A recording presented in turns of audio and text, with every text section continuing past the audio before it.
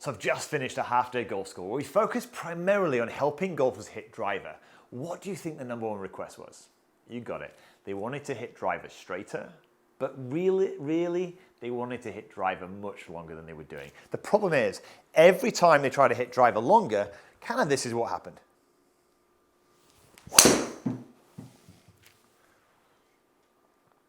They would hit a big booming slice either to the right, so they'd lose complete control of the golf ball. I also had one of the guys who was a big hooker of the golf ball. He would hook the ball way over to the left.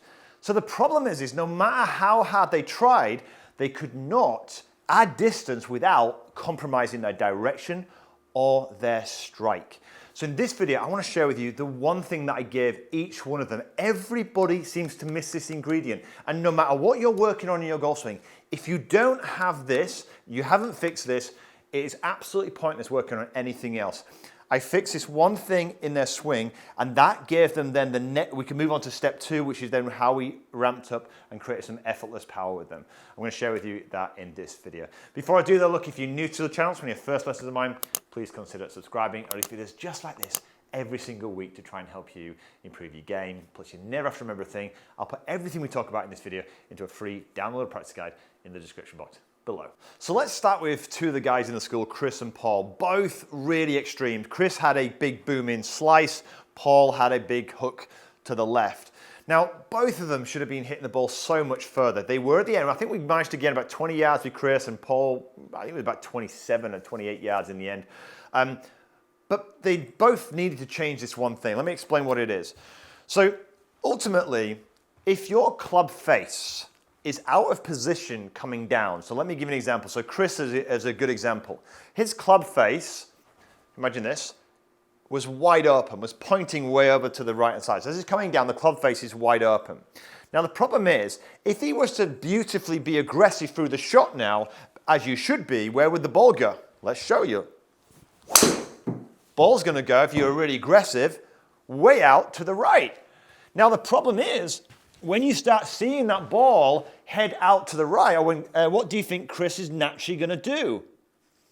Well, he doesn't want it to go into trees on the right-hand side, so now what he's going to do, he's going to try to straighten it up. So when he tries to straighten it up, he would then start to kind of use his wrist to straighten it up, so now it looks like this. Now the problem is, his distance is going to massively reduce, and now he starts hitting one left, and he goes backwards and forwards, left, right, and he's completely lost. So now he starts to get more and more careful over the golf ball just to try to hit the fairway. Now the same was true for Paul, but just in the opposite way. Paul would have a great big hook because as his club was kind of coming into the golf ball, his club face is really closed. So he would hook it now and then to the left. So what do you think he did to straighten it? He would just force it down the middle of the fairway like this, and now he'd go like this, and he's pushing it forward. The problem is, all of these things create shots that go right, left, but you can't create a beautifully flowing golf swing if your club face is open or closed.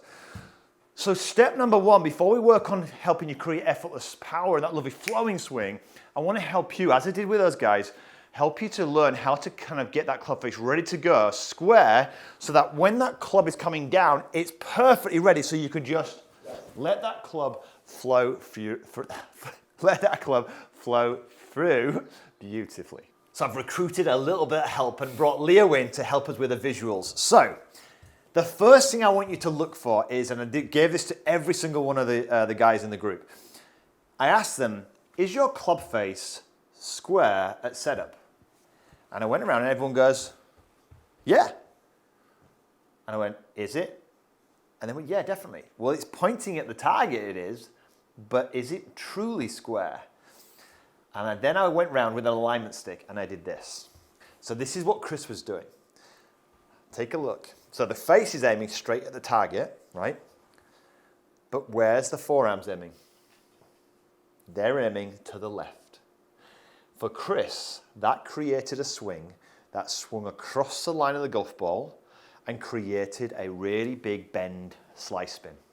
And I said to him, so Chris, where is your club face? And he still said, well, it's still square. Well, straight hitters have their forearms square, in a line. Where's your club face now? Wide open, isn't it? This is why you're slicing it, yeah? So I want you to check that for yourself. Now, you may hook the golf ball. Now, one of the guys, not Paul actually, for another guy, Frank actually, he was a hooker.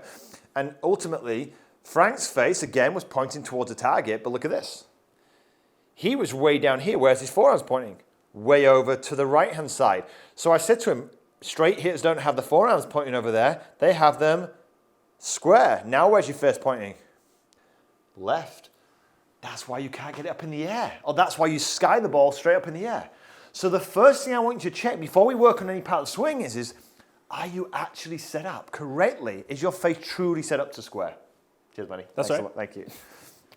So when you're setting up to the golf ball here, you want the forearms completely square to that club face here. Now, if you slice the golf ball, as Chris did, we actually just exaggerated it a little bit for him just to kind of get sensation. So if you want, I'll show you here just so you can see this. If your face is square, but your forearms are here, this is kind of what's going to happen. I'm going to swing across the bottom line here. My face is going to be a real positive number, and we're going to get a great big booming slice over to the right-hand side. So if I compare that, if I just now hit a shot for you, where we take this position, we move it to square. Now the face is wide open. Now all I'm going to do, look, is square the face, grip the club.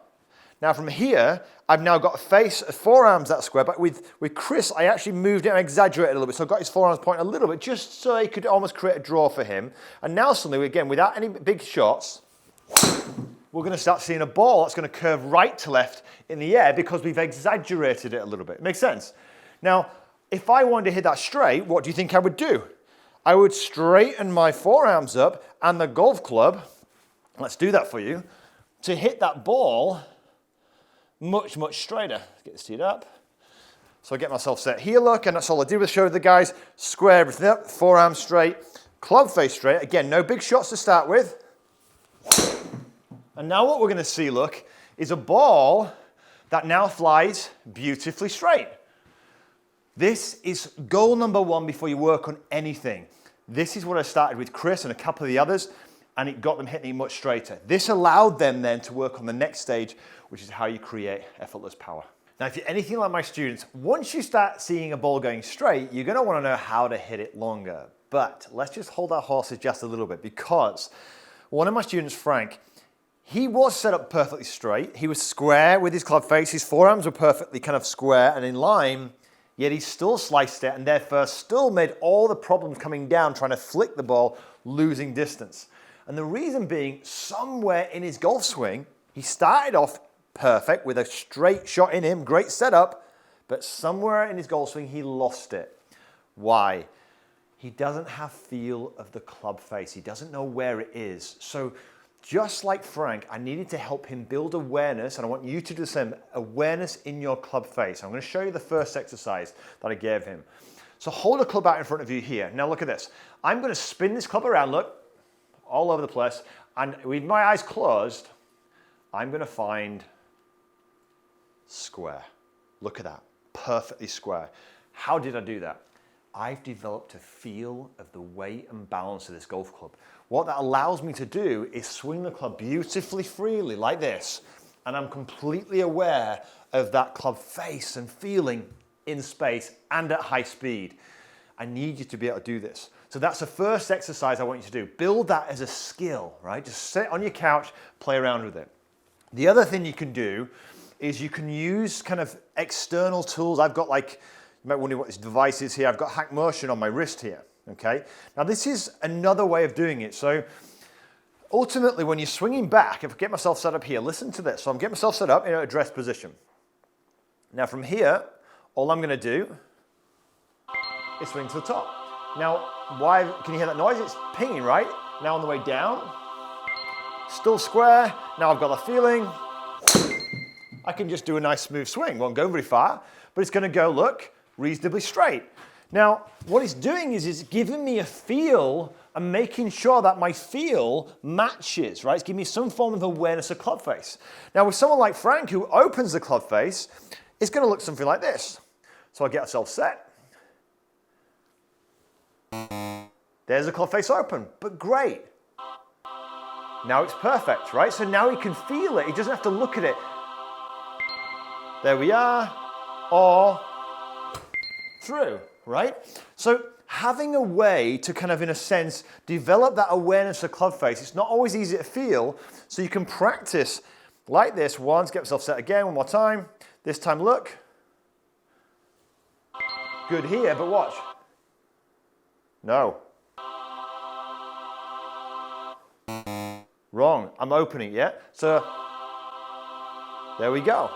So I'm not looking at the face necessarily. I can get this feeling here and then swing away, right? So the whole point is that building some form of awareness, let's turn this down, building some form of awareness into what you're doing in terms of the club face allows you then eventually, once you've got that feeling, to then start to ramp up the power. With that in mind, I want to now help you add more distance to that driver. So what I've done is I've put a free bonus video down in the description box below. I'll pin it also to the top comment where I'll show you the things that I work on with my players to gradually, step by step, ramp up their speed and power. Probably a little bit too much to put in this video. You've got enough to get on with. So I really, really hope you enjoyed this video. If you did, give it a thumbs up, maybe share it with your friends. And if you want to find out more about Hack Motion, I'll pin that to the top comment below. If you want to know how to kind of create extra distance with your iron shots particularly, check this video out right here. But until next week, have a wonderful golfing week.